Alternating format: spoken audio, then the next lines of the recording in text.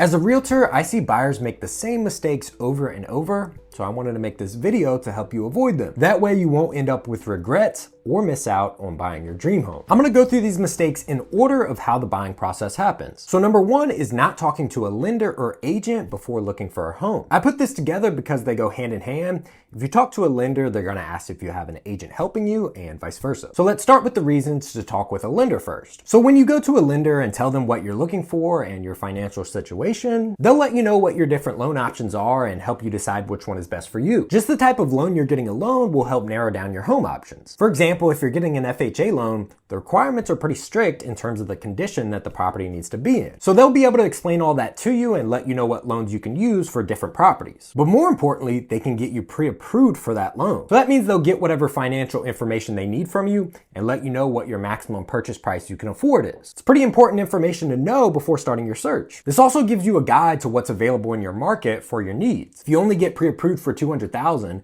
but you need at least 4 beds and 2 baths, you're gonna either have to adjust your needs or, just keep renting. A lot of people's approach to this is, once I find a property I like, I'll just talk to a lender then. And I see this so much. Please don't do this. So let's say you find a property you like. You then have to talk to multiple lenders because you don't just go with the first one. Hopefully you compare their rates and costs. Then once you pick one, you have to go through the whole pre-approval process, including you getting them all your information and them completing their underwriting. All of this most likely before you can even see the property and definitely before you can make an offer. 99% of the time when someone has this approach, they either find out they can't afford it when they go to get pre-approved, or by the time they do get pre-approved, the property has already been sold. Now, the reason you pretty much always have to get pre-approved is because first, very few agents are gonna show you a property without a pre-approval letter. But even if you can find an agent to show you a property, no listing agent is gonna accept an offer with a financing contingency without a pre-approval letter. So overall, a lender is gonna set your budget, let you know what condition is acceptable, and have you ready to see an offer on a house as soon as possible. Now, for the reasons to talk with an agent before looking, and I'm not just saying this because I am an agent, I think it's just as important to talk with a lender, but I have been the listing agent for properties where plenty of unrepresented buyers were interested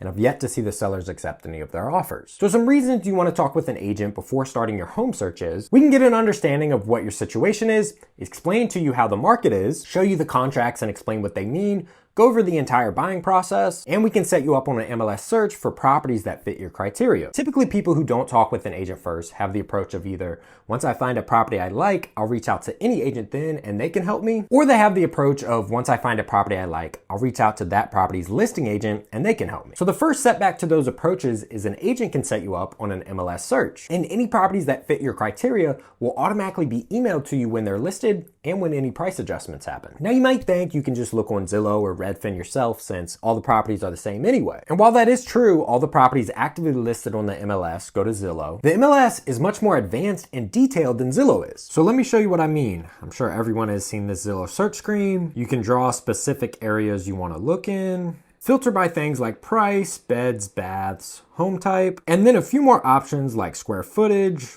lot size, and how long it's been listed. Now, if I go over here and show you what I can search for on the MLS, a lot more detailed. This entire page is different things I can filter for to improve the search. Now, I can also filter any of these listing statuses. On Zillow, the most you can do is for sale and sold. The big one that could really help you on your search is coming soon. Coming soon properties on the MLS do not go to Zillow until they are active, but they can be sent to you by a realtor through the MLS. This allows you to check out the details, drive by, and get prepared to go see it as soon as it goes active. Now, no showings are allowed during coming soon status, but if you are comfortable enough, you are allowed to make an offer while in coming soon status and potentially get it locked up before it goes active. And coming soon listings are allowed to be in that status before going active for up to 45 days. So the person working with an agent is going to have the opportunity to look at pictures, details, drive by, and ask the listing agent questions all before the person just looking on Zillow ever even knows about it. And while it's rare, if the seller accepts an offer while in coming soon status, the person just looking at Zillow would never even know it was available. So on top of that, you can see you can set up your search probably 5 times more detailed than on Zillow. You have all this criteria you can get set up on, and you can do a ton of stuff on the map portion. You can draw out a shape or make a radius and then another shape inside there to exclude that portion, and even filter how far or close you want to be to highways. On Zillow, you can just draw a shape and that's it. The other thing you miss out on by not talking with an agent first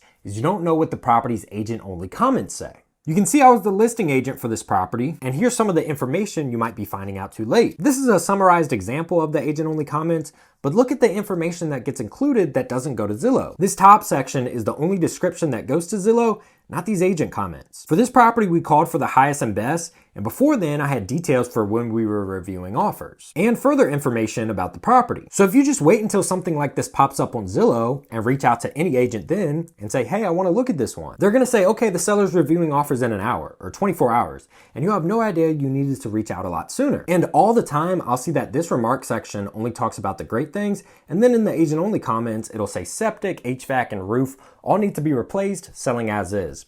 That's stuff you want to know as soon as possible when comparing homes to purchase. Okay, so that covers the searching portion and applies to both types of buyers that wait to talk to an agent. Now for the buyer that reaches out to an agent once they want to look at a property, the other things that aren't ideal is since you're reaching out at this point, you weren't able to get an overview of the process and how that agent works. So the first time you see the current contracts and all the disclosures, it's time to sign them before somebody else buys the house you want. Instead of being able to ask questions up front, you're having to sign and ask questions at the same time, and are most likely limited by time because of how late you reached out in the process. On the flip side, let's talk about the buyer who just goes directly to the listing agent of the property they're interested in. Now, when this happens, if you want the listing agent to represent you, both the seller and the listing agent have to agree to dual agency. If they do, the agent goes more into a transactional role. Even though they're representing both sides, they cannot help negotiate or really provide much advice. So they can help both sides fill out the contracts and answer general questions, but they cannot recommend what to include and how to improve your offer. If the agent or seller does not agree to dual agency, you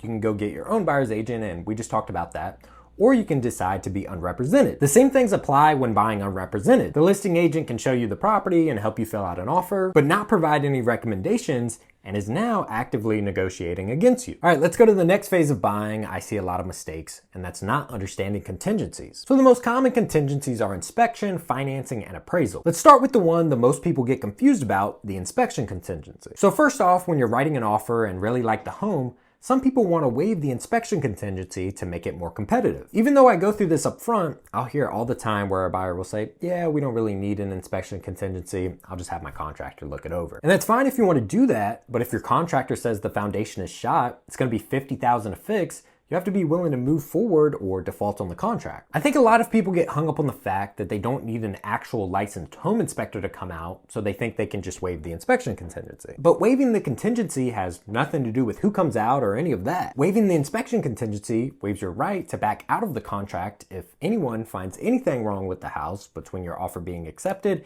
and closing. Now, if you do include the inspection contingency, you'll have a specific time frame to ask the seller for credits or to repair any defects found in the inspection. This messes a lot of people up because they think they can ask for anything included in the inspection report, but it's only defects. Here's how this is laid out in my provided purchase agreement. Your local area might be a little different, but probably pretty similar. So the term defect is defined as a condition which impairs the normal stability, safety, or use of any improvements on the property or damage to any part of the improvements, but shall exclude any cosmetic flaws, antiquated system, or grandfather components that are in working order but would not comply with current building code if constructed or installed today.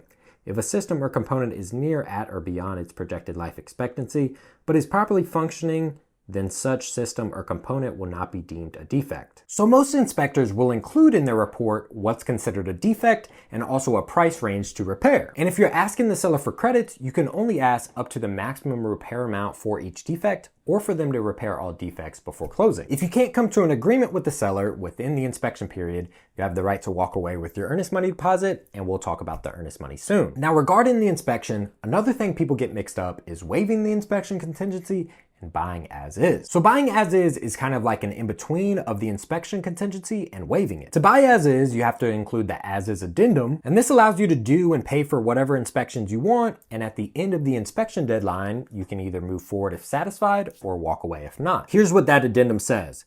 The default amount is 10 days to do any inspections you want to do, and if the purchaser is not satisfied with what they find before the 10 days is up, they can terminate the agreement and get their earnest money back. In this second paragraph, it states that paragraph 16, 24E, F, and G are all deleted from the purchase agreement. So paragraph 16 is the inspection contingency, so that's deleted because now this is your inspection process. And these on 24 mostly state that the seller will provide a termite, septic, and well inspection to the buyer. So without this addendum, even if the buyer waives the inspection contingency, the seller still has to provide those reports. But now with the as is addendum, if the buyer wants those done, they have to pay for them as part of their inspection period. It also states that you agree to accept the property in current condition, and the seller has no obligation to make repairs found in the inspection. Now in practice, almost anytime the buyer is not satisfied with the inspection, they will say, I'm gonna have to back out unless we can lower the price to X amount. Then it may become another negotiation if the seller is willing to entertain a lower offer rather than relisting it. The financing contingency is pretty straightforward. If you get denied for the loan you planned on using when you made your offer, you can walk away with the earnest money, and you can also include what loan terms you need. So if you are approved for financing, you can include that the interest rate and origination fee must be below a certain amount to move forward, and include that as part of your financing contingency. A lot of people get the appraisal and financing contingencies confused. So the appraisal contingency is if your appraisal comes in below your offer price, you have the option to either walk away with your earnest money, request the seller to lower the price to the appraised value, or cover the difference of your offer and the appraised value in cash. Now the reason people get this confused is because the lender is the one who requires the appraisal. So if it comes in low, they think you may just get denied financing and be able to walk away with that contingency. So it's redundant. But you can still be approved for the loan, just only at the amount you offered. So if you waive the appraisal contingency, you would have to come up with the difference in cash or be forced to default on the contract. The next mistake I see buyers make is connected to these contingencies. It's not understanding the earnest money deposit and ending the contracts. So the earnest money deposit, also known as the EMD, is a deposit that the buyer puts down a few days after their offer is accepted to show the seller they're serious. So in the buyer's offer, it will say the amount of EMD they want to do. It's typically 1 to 3% of the purchase price, and also how soon they can deposit it to the title company after acceptance. So what I mean by a lot of buyers not understanding how this works is they think the EMD is just their backup plan if they can't get out of the contract for any of these contingencies we just talked about. Like someone might have the approach of waiving the financing contingency to make their offer more competitive, then thinking to themselves, if I get denied financing, I'll just let the seller keep my EMD and we'll both move on. Now it can work out that way if the seller agrees, but it doesn't always. Let me show you how this is stated in our contracts. So here's what the deposit section of the purchase agreement says. Up here it states the amount the purchaser is willing to do and also how long it will take them to give it to the title company. And down here it states the deposit shall not be released by the escrow agent until credited toward the purchase price at settlement. Seller and purchaser agree in writing as to its disposition. A court of competent jurisdiction orders a disbursement of the funds or dispersed in such manner as authorized by the terms of this agreement subject to Virginia law and or VREB regulations. So as far as disbursement according to this agreement, nowhere does it say the seller can keep the EMD if the buyer defaults. It only lets the buyer have the EMD back if one of these contingencies we talked about is triggered. If we go to the default section, it only lays out that the defaulting member must pay all brokerage commissions, court fees, and any expenses incurred by the non-defaulting party, plus whatever else they want to sue them for. Again, your local area may be different. Let's go back to the EMD section. So if the buyer wants to back out of this contract without a valid contingency, they have the options of the parties agreeing in writing to its disposition, or a court decides if the parties want to take it there. Okay, now let me show you what that agreement in writing looks like. This is a summary of the release of the purchase agreement. So paragraph 1 lays out that they mutually agree to release each other of any kind of liability related to the purchase agreement and pretty much acknowledges both parties get to move on. Then it lays out who gets the EMD. But underneath, in paragraph 2, we have that this is between the seller and purchaser only and doesn't release them from having to pay any commissions. So if we had a legitimate default, I showed you in the purchase agreement that the defaulting party has to pay both sides of the commission. Around here, that's usually 6% of the sale price. So that's $30,000 total on a $500,000 transaction. So the buyer may not be able to just let the seller keep their EMD. It might be that plus the commissions if one or both brokerages want to pursue that. So there's that. And then there's if the seller isn't satisfied with just the EMD, which is probably more common. So like I showed you in the purchase agreement, if the buyer defaults, the seller can sue them for whatever damages they feel necessary, and it states they must cover the cost as well. What this could look like is you go under contract with no contingencies, then you want to back out for whatever reason, and let's say you put $5,000 down in EMD. The seller might feel like $5,000 isn't enough to compensate them for you defaulting on the contract. So instead of sending you a release, they send you a notice of termination. So this is that contract that ends the seller's obligation to sell to you. It lets them put where in the purchase agreement you didn't perform, and it states that this is not a release, and it does not release the parties from their responsibilities in the purchase agreement. So the seller could go on and sell the property to somebody else and still pursue legal action against you. If they go on to sell it for say $20,000 less than what you agreed to buy it for, you could be forced to pay $20,000 in sale loss, $5,000 in holding costs for the seller, like utilities, insurance, things like that, say $20,000 in your own and all the other parties' legal fees, and on top of that, another $30,000 in commissions to the brokerages. I've personally heard from someone in my office that they were working with a buyer in California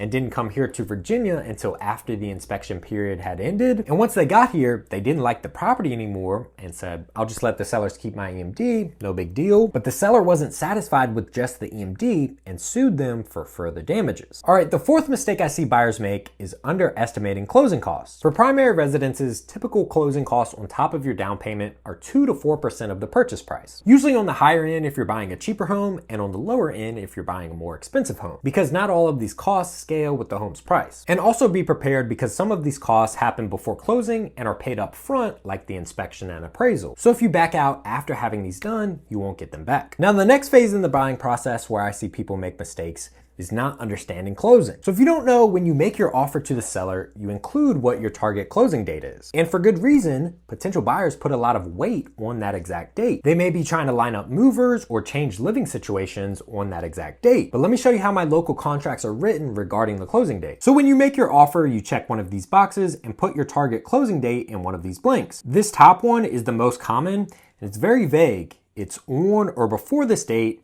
or reasonable time thereafter if both parties are making a diligent effort to satisfy any contingencies. So as long as the seller is trying to close, you have to give them reasonable time to try before you can move on to another property.